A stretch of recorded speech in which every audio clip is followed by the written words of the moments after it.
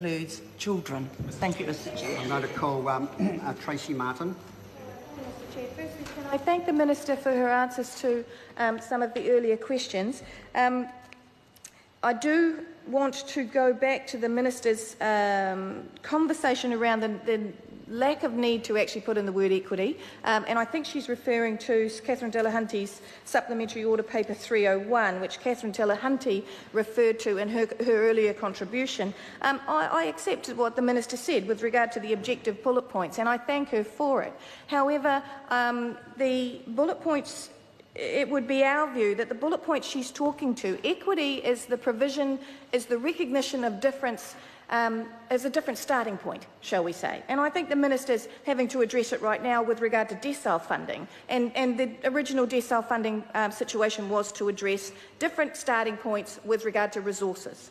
And that is what I think Catherine Delahunty is attempting to address specifically by using the word equity as opposed to each person and the particular objectives that the Minister drew out. So again, I would suggest that New Zealand First will be supporting that particular SOP 301, because they are slightly different in our view, Minister. It's around that, making sure that we have recognition that there are different starting points and that those starting points must be addressed to at least get our students to the same place before the objectives start to kick in. And possibly the Minister might just take that on for a second and consider that. We also take on board, and perhaps I should declare a conflict of interest. I was one of the members of a Board of Trustees that participated in the consultation that took place for the 2-year period. I would like to suggest that the Minister make the consultation documents put together by her officials public, and that may actually that may fill a hole that silence always means somebody else is going to put a conversation into. Because what I did observe when I participated in that consultation process was there were many things that were off the table, Minister, that have appeared inside this bill, and they're in later clauses.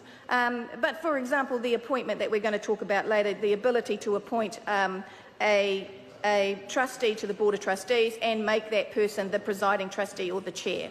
So we'll get onto that later because it's in a different section in a different supplementary order paper. But just to go back, so just to be clear, with regard to Supplementary Order Paper 292 and Chris Hipkins' Supplementary Order Paper 304, New Zealand First will be supporting those supplementary order papers. Supplementary Order Paper 301, Catherine Delahunty's, on the inclusion of to focus on equity as a key goal for the education system, I would suggest that there's no harm in including equity as a key goal of the education system, Minister. That I believe it's something we all want to achieve.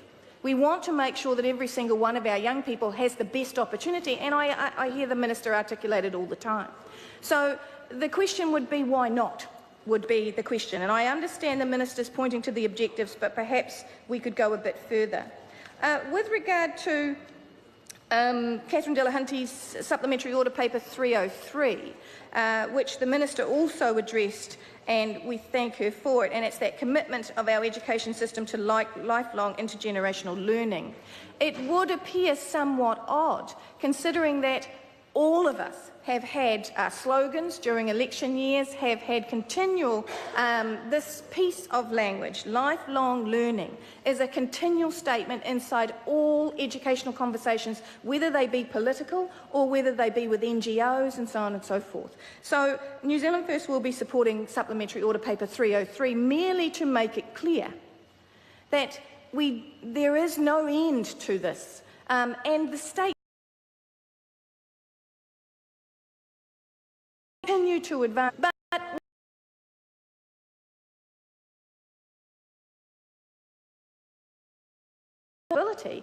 actually, if we don't want people to fall off the employment pathway, we need to keep them on the educational pathway. So we will also be supporting Supplementary Order Paper 303. I'd like to get to Supplementary Order Paper, and as I say, Mr. Chair, there are a minimum of 10 order papers. Mr. Chair, thank you. So I'd like to talk about Supplementary Order Paper 302. Now again, this is in the name of Catherine Delahunty, and I apologise to my colleague, but we cannot support this Supplementary Order Paper. We have a concern around capacity, actually, more than we have a concern around anything else. And we also take on board some of the Minister's comments that she has made leading up to this point. So there is a Te Reo Māori curriculum, and it would be interesting once the National Education Learning Priorities and the objectives, once they all get fleshed out, where is the place of the Te Reo Māori curriculum for English medium schools and Māori medium schools? Where is that? Where is that going to be placed in those educational learning priorities? Because the reality is, when things are placed in the learning priorities, there will need to be budgetary items downstream from that, and they will need to be funded by the state. That's a natural progression. So if the Te Reo Māori curriculum is finally given some status or higher status in the learning priorities alongside the New Zealand curriculum, then budget will need to be attached to that. So we'd be interested in having downstream conversations about that. How can that be given greater status? How can resource teachers of Māori be better resourced to deliver support to mainstream English medium teachers to do what they should be doing, which is interweaving Te Reo Māori through everyday classroom. And we talked about the Code of Conduct being developed by the Education Council last night, and how there must be support for our mainstream teaching staff to be able to articulate and enunciate children's names. Now, and I don't meet many teachers, actually I don't meet any teachers who deliberately go out of their way to do that. Now others may be able to speak to that, but I don't. But who I do meet are teachers who are too frightened of getting it wrong, who want some support, and I believe that while we cannot support Supplementary Order Paper 302, we do believe, we hope that in the education learning priorities as they get fleshed out, that perhaps the Te Reo Māori curriculum will be elevated into those things. Can I ask the Minister if she could, I'm talking now about Supplementary Order Paper 293, and it's going to be the last one I'm going to get in this contribution, sir. It's my Supplementary Order Paper, and it's around shifting the cohort entry age to after the 5th birthday. And I'd really I'm struggling to understand, Minister, and I hope you can provide me with some enlightenment on why 4 years, 10 months.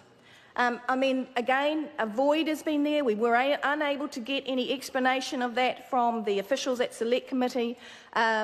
We have got a piece of paper that Treasury shows that there would be an $11.3 million saving out of ECE, a predicted saving out of the ECE spend. We hesitate to think that that's the driver behind setting an age which is actually lowering the school entry age, Minister. We were not provided with any evidence that it was educationally better for students to actually go into school at 4 years, 10 months. And I recognise cohort entry has been around. You and I both know, Minister, that cohort entry has been around for a long time. Boards of trustees have been able to do it. What this is about is it has actually made it that cohort entry could be made for 4 years, 10 months. Previously, it had to be after 5th birthday. It was never written anywhere, but children didn't start school till after 5. And this now actually implements the truancy process should those children then start to not attend school on a regular basis. So if the Minister could just address that, the question of Supplementary Order Paper 293, why would the Minister support making an amendment so that cohort entry, all other things remain the same, except that the child must enter the cohort after their 5th birthday, not at the closest cohort entry at two months before their 5th birthday? Thank you. Mr. Chair. The Honourable Hiki Parata. Mr.